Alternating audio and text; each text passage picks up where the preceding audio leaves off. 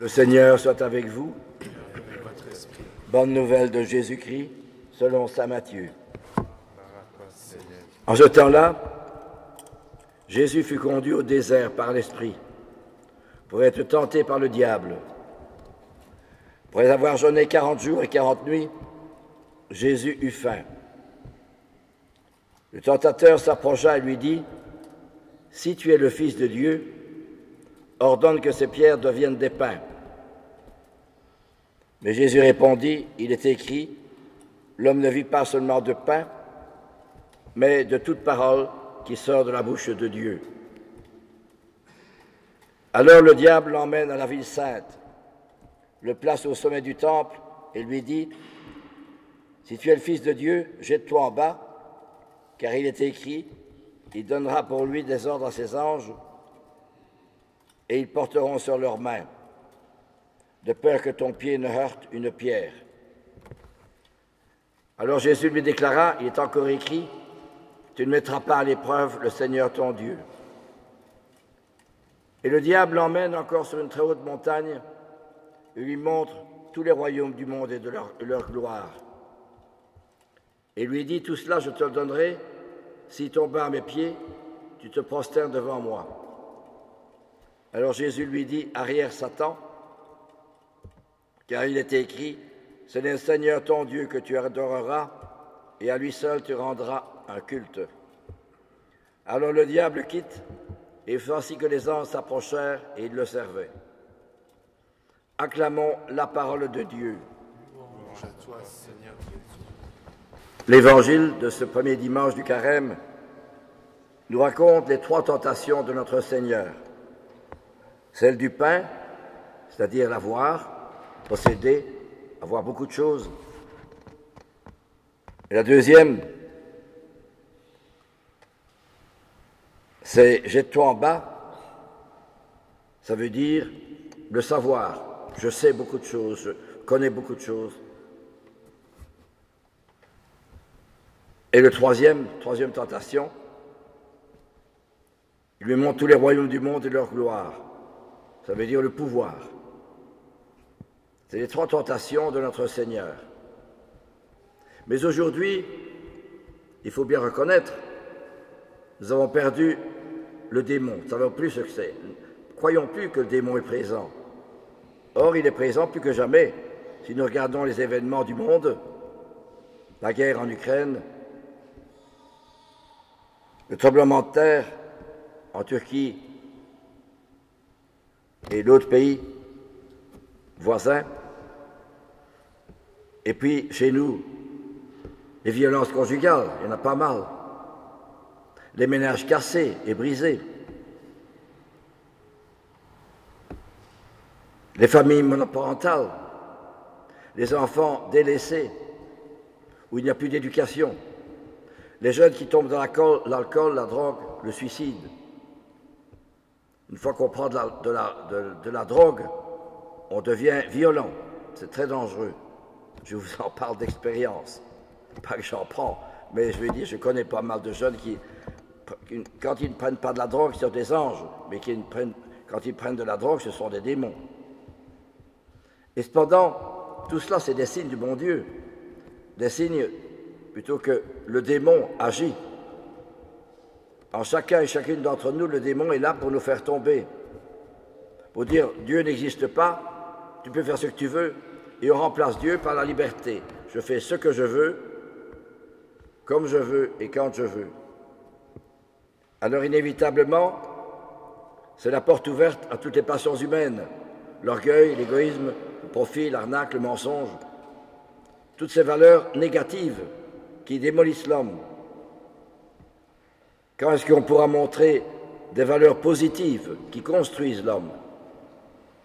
Et c'est cela que l'Évangile d'aujourd'hui nous rappelle, que le démon est à l'affût, comme dit saint Pierre, pour nous faire tomber. Mais la seule façon de réagir, c'est comme Jésus.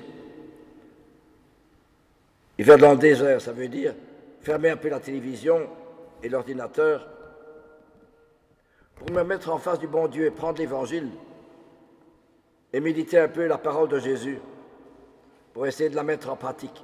car notre Seigneur a quelque chose à me demander, à chacun et chacune d'entre nous. Il me confie une mission personnelle, il m'appelle. C'est ça la foi. La foi, c'est découvrir quelqu'un qui m'appelle, qui me change et qui me confie une mission personnelle. Les 3 points. Et le vivre, en faire l'expérience, ça c'est la foi. Tandis que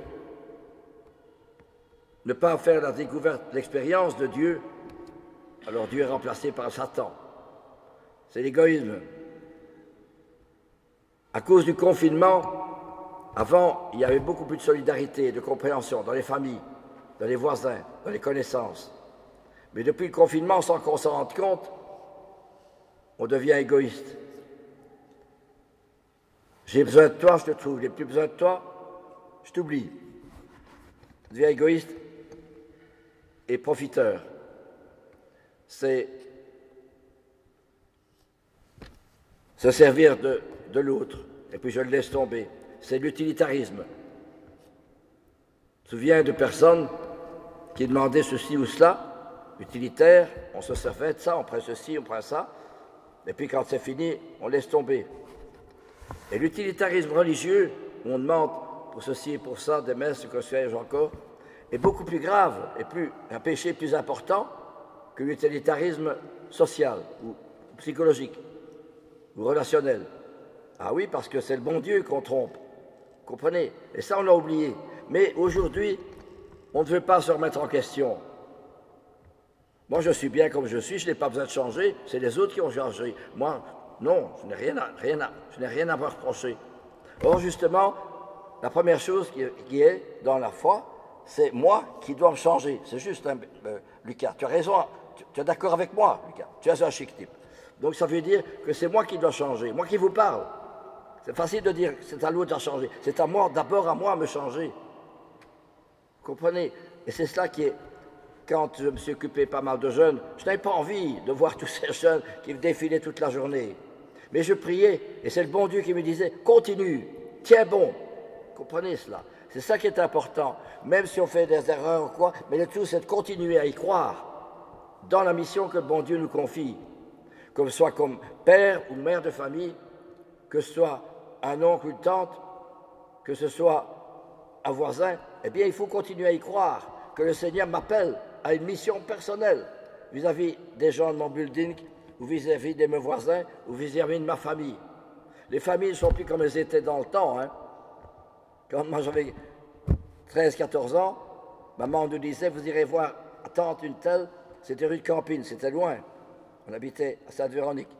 Et puis on allait voir encore des tantes rue de Clarisse.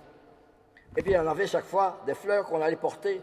Nous étions 5 enfants, mais on y allait. Oui, ça c'était important. Maintenant, où est-ce qu'il y a encore des gens qui font attention à leur oncle, leur tante ou leur grand-mère? Voyez-vous ce que je veux dire? C'est que par le fait même du confinement, on s'est, sans s'en rendre compte, on s'est assis. On ne se pose plus de questions de me changer moi-même. Or, justement, le carême, c'est d'apprendre à me changer moi-même. Puis j'accorde, Lucas, c'est un chic type. Ça veut dire que je dois apprendre moi-même qui vous parle, je dois me changer moi-même. Sinon, ça ne sert à rien d'être ici dans l'Église. Et c'est la source du changement, c'est auprès de la Sainte Messe, où justement c'est quelqu'un qui a donné sa vie. Le Christ donne sa vie, qui est rendu présent par un sacrement à la Sainte Messe. C'est pour ça que le curé d'Ars et d'autres, quand ils célébraient la messe, ils étaient fascinés, émerveillés, fantastiques, c'est trop grand, c'est extraordinaire. Et alors, à partir de là, ils sentaient une mission pour aller vers les pauvres, les malades, les gens, ceux qui sont loin, etc. Le curé d'Ars, il passait des heures et des heures à son confessionnal. C'est comme ça qu'il est mort. Je ne sais plus, je voudrais bien savoir les heures qu'il passait à ce confessionnal. Même la nuit. Mais c'est extraordinaire quand même. Voyez-vous combien, quand on est fidèle au bon Dieu, on devient vraiment quelqu'un qui rayonne. Voyez-vous, une Thérèse de Lisieux, un Charles de Foucauld, dans leur bord, Charles de Foucauld dans sa petite maison là, à Tamanrasset, et puis Thérèse de Lisieux dans son petit cloître, dans sa cellule. Ils ont soulevé le monde, hein. Ils ont soulevé le monde parce qu'ils ont cru dans la prière et le sacrifice. voyez-vous, et ils ont lutté contre le démon, et ils ont transformé le monde. Voyez-vous, même s'ils étaient seuls, ils ne voyaient rien, ne voyaient rien, aucun résultat de leur prière et de leur sacrifice, rien. Mais dans le rien, ils étaient, je dis être, ils étaient tout. Ils étaient comblés au-delà de l'infini. Tandis que nous cherchons des tas de choses. On va acheter ceci, on va acheter ça, puis ceci, puis encore ça, etc. Ils ne sont pas heureux, ils ne sont pas comblés. Mais eux, dans le désert, dans le sacrifice, dans la prière, ils étaient comblés au-delà de toute mesure, comme le soleil qui nous éclaire, c'est magnifique. Eh bien, c'est cela, ils étaient transformés, transfigurés par le soleil de l'amour du bon Dieu. Voilà ce qui nous est demandé à travers ce premier dimanche du carême. Me changer moi-même. Pitié, Seigneur, car nous avons péché. Apprends-moi, Seigneur, à me changer moi-même. Si vous ne changez pas, vous deveniez comme les petits enfants, vous n'entrerez pas dans mon royaume. C'est une parole formidable quand même. Plus tu seras petit, plus tu me ressembleras, fait dire Charles de Foucauld à Jésus pour lui. Plus tu seras petit, plus tu me ressembleras. Il y a tellement d'orgueil, tellement de dire, moi j'ai raison, moi je m'en fiche, qu'il se débrouille, il est malade, il est ceci, peu importe, ça ne me touche pas. Mais justement cela, eh bien, il faut que je sache que Jésus continue à porter sa croix aujourd'hui. Dans les difficultés, les problèmes, les ennuis, les contrariétés, c'est Jésus qui porte sa croix. Et Jésus me demande de porter sa croix avec lui pour sauver les âmes.